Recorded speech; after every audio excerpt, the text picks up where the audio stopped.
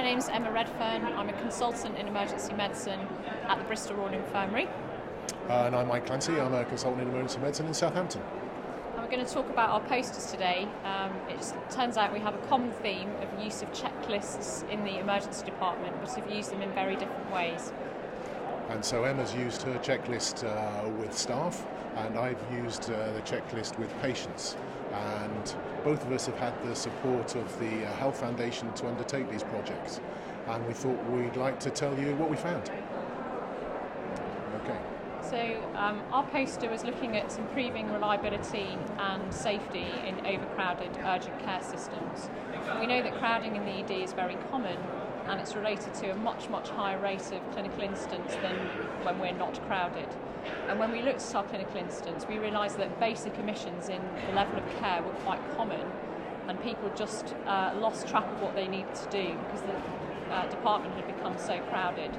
So we designed a simple task-based checklist for use by our nursing staff for patients who are in the queue or in the majors part of the department. And we also involved patients to try and tell us what was important to them. And this includes monitoring of vital signs, calculation of news scores, pain relief, pain scoring, and front-loading investigations when the patient first arrives with us. This list is used in our ambulance queue for all patients in majors and is used by any member of nursing staff who are looking after our patients. And quite often we have a heavy reliance on bank and agency staff in the ED who've never worked in the ED before. Since the implementation, our rate of clinical incidents related to failure to recognise deterioration in our patients has significantly reduced, and all the key performance indicators have improved with a p-value of less than 0.0001. This checklist is now being rolled out with support from our local academic health science network to 4 other local trusts, and we've also had a national interest in rolling it out further. Okay, and we've taken the checklist, but the difference is that we've given it to the patient.